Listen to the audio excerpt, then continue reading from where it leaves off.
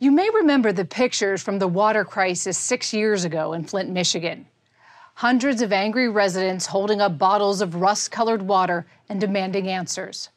Months of protests were waved off by officials who denied anything was wrong.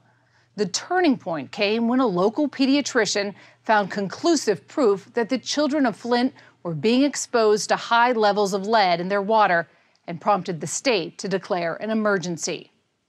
Now, that same doctor is working to solve a mystery that still worries parents in Flint. What lasting damage did the water do to their kids? As we first reported in March, her initial findings were worse than she feared. But we begin with the legacy of Flint's water crisis. The story will continue in a moment. Once a week, hundreds of cars line up for bottled water at the Greater Holy Temple Church of God in Flint. You know you're too old to be driving. Come on. Where's your sticker, baby? Sandra Jones is in command. She is a pastor's wife. God bless. With the voice of a 4-star general. Let him go. Don't talk to him. Come around me. He's 90. Take his number. We're going to find a way to deliver to him. Jones keeps the cars moving. You almost got my toes. And the water coming. Each family is allowed 4 cases of water. On this day, they gave away 36,000 bottles. It just strikes me, it's been 5 years and you're still doing this. 5 years. And the thing about it is, it's not lightening up. Yeah. I could see it if it was lightening up, but it isn't. All right. It is not. The state stopped giving away bottled water 2 years ago because it said the water is safe. Sandra Jones relies on donations of water. What's it been like? It's been kind of hard. Larry Marshall was second in line. The widowed father of 4 got here at 5 a.m. He's been waiting 5 hours for water.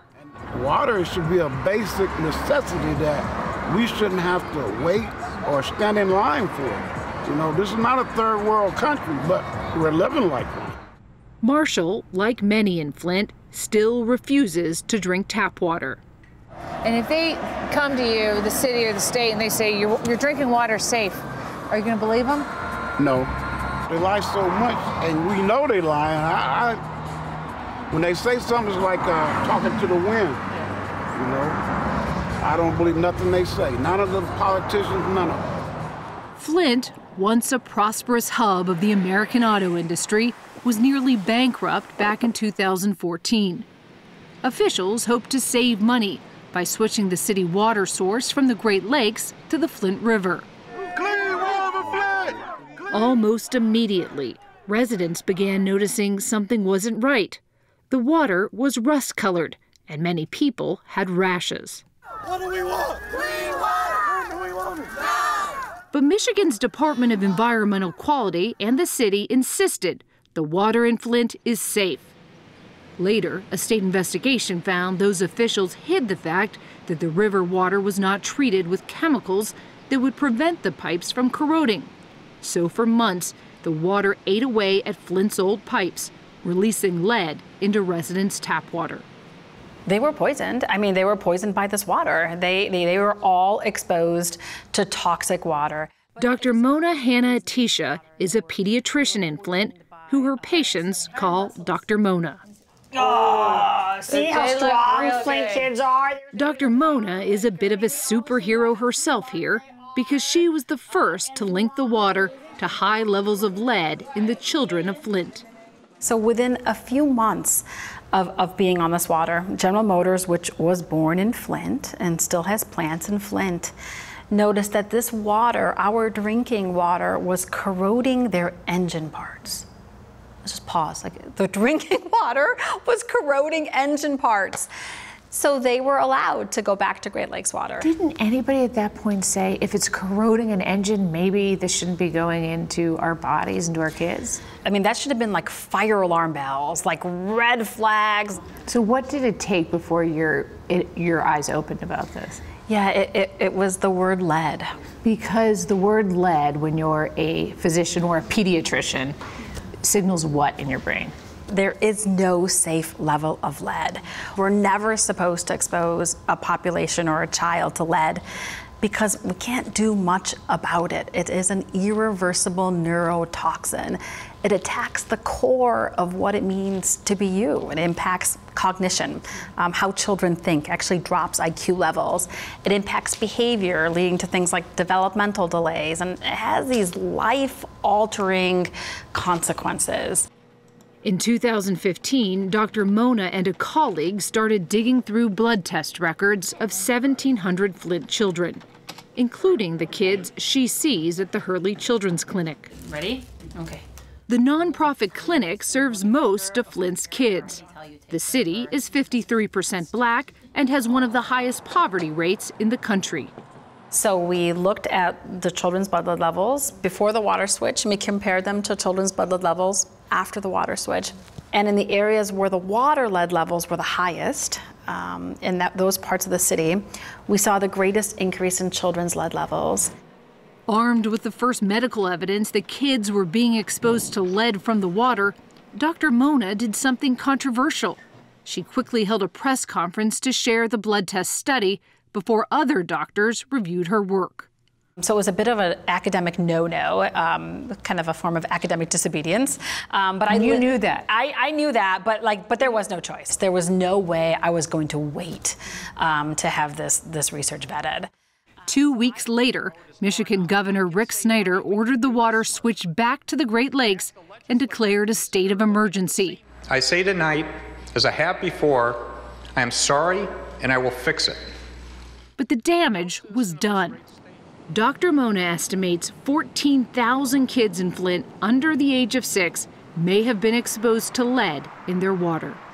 I never should have had to do the research that literally used the blood of our children as detectors of environmental contamination. 3 years after the crisis began, the percentage of third graders in Flint who passed Michigan's standardized literacy test dropped from 41% to 10%. I'm very concerned about my children.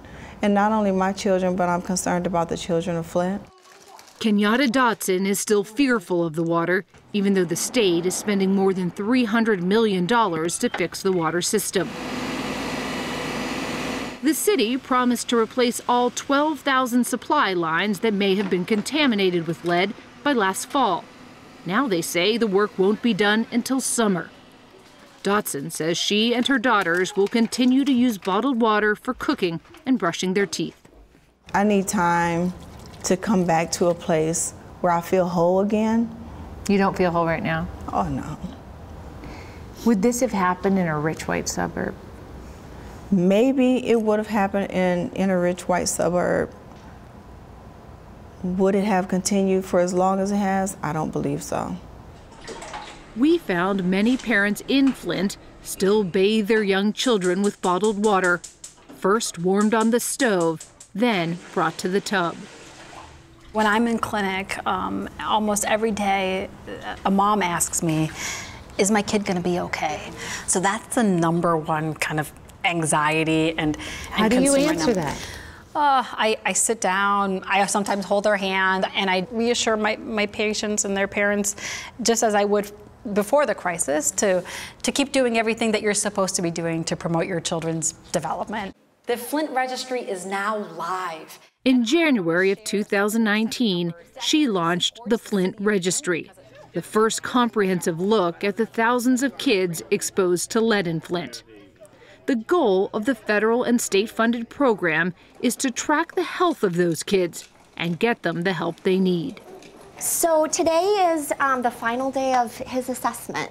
The registry refers hundreds of kids to specialists who conduct 8 hours of neuropsychological assessments of their behavior and development. Dr. Mona shared her preliminary findings with 60 Minutes. Before the crisis, about 15% of the kids in Flint required special education services. But of the 174 children who went through the extensive neuro exams, specialists determined that 80% will require help for a language, learning, or intellectual disorder. What are you going to do? There's not much we can do. So there's no magic pill, there's no antidote, there's no cure. We can't take away this exposure. But incredible science has taught us that there's a lot that we can do to promote the health and development of children. And that's exactly what we're doing. Through the registry, already 2,000 Flint children who are exposed to lead have been connected to services such as speech and occupational therapy, which some may need for the rest of their lives. But we also realized that our research, our science, this data and facts was also an underestimation of the exposure. Why underestimated? Because we were looking at blood lead data done as part of these surveillance programs, which are done at the ages of 1 and 2. Lead in water impacts a younger age group. It impacts the unborn. To determine that impact, Dr. Mona turned to a novel technique developed by Dr. Manish Arora at New York's Mount Sinai Hospital. He examines baby teeth. Baby teeth begin to grow in utero. Just like growth rings in trees, every day a tooth forms a ring. And anything that we're exposed to in our diet, what we eat, what we breathe, what we drink, gets trapped in those growth rings. A laser cuts through the tooth to analyze whether lead is embedded in the growth rings of teeth. Dr. Mona has sent teeth from 49 Flint kids to be analyzed. This was a scan on the tooth of a child who was 6 months old when the water source switched in Flint. As we hit that 6-month mark where the water supply was changed, you can see how the lead levels go up, and then they just keep going up as more and more lead's entering the body. It shoots straight up. Exactly. Wow. For the first time, researchers can pinpoint to the day, even before birth, when a child was exposed to lead from the water and at what levels. Those early years are a critical time for brain development. You're taking giant steps. As we were following Dr. Mona's work in Flint, another American city was forced to hand out cases of water. Testing on the drinking water in Newark, New Jersey found lead levels 4 times higher than the federal limit. In some places, higher than Flint. Newark officials were warned about its water more than 2 years ago. Newark, New Jersey is like living Flint all over again. If we cannot guarantee that all kids have access to safe drinking water, not just privileged kids, but all kids have access to safe drinking water, and that's just one issue. Like, who are we? This is not isolated to Flint. This is an everywhere story. This is an America story. We made another visit to Flint to check in with Sandra Jones. Okay, let's move him out. Y'all moving too slow. Let's move him out. Y'all need to keep up with him. That's it. That's the way you do that. She was still in command despite temperatures in the single digits. Come on, hop out. Hundreds in Flint are still coming to her church parking lot for their weekly supply of water, more than 5 years after the crisis began.